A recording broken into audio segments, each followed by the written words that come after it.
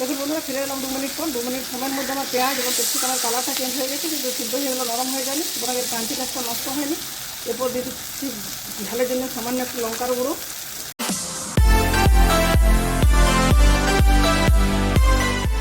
নমস্কার বন্ধুরা, আমার চ্যানেলে আপনাদের সবাইকে স্বাগত জানাচ্ছি। আমরা এমন একটা রেসিপি শেয়ার করবো যারা অনেকেরই পছন্দের রেসিপি, হয়তো অনেকে পছন্দ করেন না। আমরা যখন বাজারে যাই তখন হোটেল বা রেস্টুরেন্টে খেতে গেলে আমরা মাশরুম অর্ডার করে থাকি। তো বাড়িতে কত সহজ পদ্ধতিতে মাশরুম বানানো যায় সেই রেসিপিটি আমি আপনাদের সাথে শেয়ার করছি। বন্ধুরা, প্রথম থেকে শেষ পর্যন্ত দেখার অনুরোধ রইল। মাশরুম বানানোর জন্য দেখুন, এখানে 300 গ্রামের মতো মাশরুম দিচ্ছি। মাশরুমটা আমার ফ্রেশ নয়, 2-3 দিন ফ্রিজে রাখা ছিল, এই জন্য উপরে একটু কালো কালো দাগ পড়ে গেছে। কালো দাগটা তোলার একটা উপায় আপনাদের দেখাচ্ছি। দেখুন, এর উপরে শুকনো আটা বা ময়দা ছড়িয়ে দিয়ে হাত দিয়ে এভাবে বারবার রাব করে দিলে দেখুন পুরো মাশরুমের উপরে যে একটা পাতলা আস্তরণ পড়ে গেছে সেটা উঠে যাচ্ছে, এই মাশরুমটা পরিষ্কার হয়ে যাচ্ছে। বন্ধুরা, আটা দিয়ে ঘষে ঘষে মাশরুমের উপরে যে পাতলা আস্তরণটা ছিল সেটা তুলে দিচ্ছে। মাশরুমগুলো পরিষ্কার কালারটা ফিরে এসেছে। এবার গরম জল দিয়ে 3-4 বার জল পাল্টে পাল্টে মাশরুমগুলো ধুয়ে নেবো, তারপর কাটবো। আর মাশরুম রান্না করার জন্য যে উপকরণগুলো আছে সেগুলো হলো দেখুন, পেঁয়াজ, রসুন, টমেটো, আদা, কাঁচা লঙ্কা আর ক্যাপসিকাম, এগুলো কেটে নিয়ে ফিরে আসছি। দেখুন বন্ধুরা, 3-4 বার গরম জল দিয়ে জল পাল্টে পাল্টে মাশরুমগুলো খুব ভালো মতো ধুয়ে পরিষ্কার করে নিচ্ছি। গরম জলে ধোয়ার কারণে মাশরুমটা অনেকটা নরম হয়ে যাচ্ছে। এবার ছুরির সাহায্যে কেটে নিচ্ছি। কাটাটা আপনার যে ধরনের পছন্দ সেই হিসেবে দেবেন, আপনি হাফও করতে পারেন। আমি এটাকে এক একটা মাশরুমকে 4 টুকরো করে কেটে নিচ্ছি। আর যে বাকি উপকরণগুলো দেখিয়েছিলাম সেগুলোও দেখুন, এখানে পেঁয়াজ, টমেটো, ক্যাপসিকাম, কাঁচা লঙ্কা সবই কেটে নিয়েছি। এটা দুটো মিডিয়াম সাইজের পেঁয়াজ কুচি কুচি করে কেটে নিয়েছি, দুটো টমেটো কুচি করে কেটে নিয়েছি। এখানে একটা ক্যাপসিকাম, এগুলো সাইজ করে কেটেছি। পেঁয়াজও দুটো সাইজ করে কেটেছি। 10-12টা কাঁচা লঙ্কা। দেখুন বন্ধুরা, সমস্ত মাশরুমগুলো আমার কাটা হয়ে গেছে। আর এখানে আদা রসুন যেটা আছে সেটাও গ্রেড করে নিচ্ছি। তো চলুন এবার রান্নাটা শুরু করি।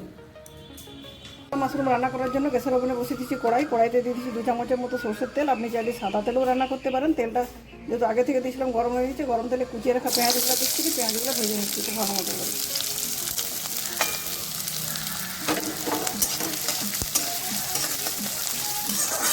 দেখুন বন্ধুরা, পেঁয়াজটা আমার ভাজা হয়ে গেছে। এখন গ্রেড করে রাখা আদা রসুন এখানে দিয়ে দিচ্ছি। আদা রসুনটা দেওয়ার পর আদা পেঁয়াজ রসুনটা খুব ভালো মতো করে ভেজে নিচ্ছি, যতক্ষণের কাঁচা গন্ধটা যায়। বন্ধুরা, আদা পেঁয়াজ রসুনটা খুব ভালো মতো করে ভাজা হয়ে গেছে, এর কাঁচা গন্ধ চলে গেছে। এরপর দিয়ে দিচ্ছি দুটো মিডিয়াম সাইজের কেটে রাখা টমেটো আর কুচিয়ে রাখা কাঁচা লঙ্কা। সাথে সাথে করে দিচ্ছি পরিমাণ মতো লবণ আর হলুদ।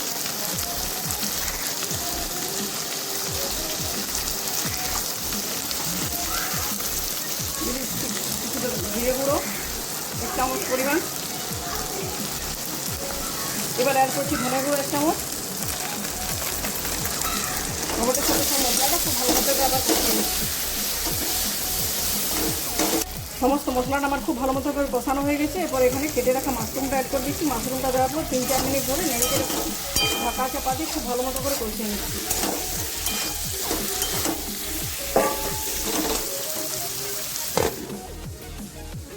বন্ধুরা, ঢাকা খুলে দেখাচ্ছি। দেখুন 4-5 মিনিট ধরে ঢাকা চাপা দিয়ে মাঝে মাঝে নাড়াচাড়া করে মাশরুমটা খুব ভালো মতো করে কষিয়ে নিচ্ছি। মাশরুমটা সিদ্ধ হয়ে গেছে। এরপর সাইজ করে কেটে রেখেছিলাম পেঁয়াজ আর ক্যাপসিকাম, সেগুলো দিয়ে দিচ্ছি। এগুলো দেওয়ার পর গ্যাসের ফ্লেমটা একদম লো টু মিডিয়ামে দিয়ে 2-3 মিনিট করে এগুলো একটু রান্না করে নিচ্ছি। খুব বেশি সিদ্ধ করবো না, এটা খুব বেশি সিদ্ধ করলে ক্রাঞ্চিনেসটা নষ্ট হয়ে যাবে, তখন আর খেতে ভালো লাগবে না। দেখুন বন্ধুরা, ফিরে এলাম 2 মিনিট পর। 2 মিনিট সময়ের মধ্যে আমার পেঁয়াজ এবং ক্যাপসিকামের কালারটা চেঞ্জ হয়ে গেছে, কিন্তু সিদ্ধ হয়ে গেলো, নরম হয়ে যায়নি, সুতরাং এর ক্রাঞ্চিনেসটা নষ্ট হয়নি। এরপর দিয়ে দিচ্ছি ঝালের জন্য সামান্য একটু লঙ্কার গুঁড়ো দেওয়ার পর খুব ভালো মতো মিক্স করে 1 মিনিটের মতো রান্না করে দেবো। রান্না করার পর ঢেকে রেখে দেবো। তার আগে দিয়ে দিচ্ছি ভাজা মশলার গুঁড়ো, গোটা জিরে, ধনে, শুকনো লঙ্কা, কাঁচকলা ভেজে, গোটা গরম মশলা ভেজে গুঁড়ো করে নিয়েছিলাম। ওটা দেওয়ার পর খুব ভালো মতো মিক্স করে নিচ্ছি। মিক্স করে ঢেকে দিচ্ছি 2 মিনিটের মতো। স্ট্যান্ডিং পজিশনে থাক, ফিরে আসছি 2 মিনিট পর। দেখুন বন্ধুরা, আমার মশলা মাশরুমটা রেডি হয়ে যাওয়ার পর 2 মিনিট স্ট্যান্ডিং পজিশনে রেখে দিয়েছিলাম। অন্য একটা পাত্রে ট্রান্সফার করে নিচ্ছি।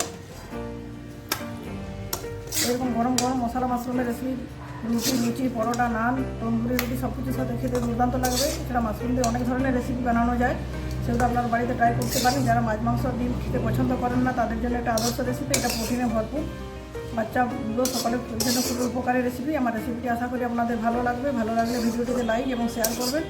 চ্যানেলে যদি নতুন বন্ধু হয়ে দেখেন, চ্যানেল এখনও সাবস্ক্রাইব করে না থাকেন, চ্যানেলটি সাবস্ক্রাইব করে পাশে থাকা বেল বাটন অন করে দেবেন আমার সমস্ত ভিডিওর আপডেট পাওয়ার জন্য। বন্ধুরা, আজকের মতো এই পর্যন্ত। পরের দিন ফিরে আসছি নতুন কোনো রেসিপি।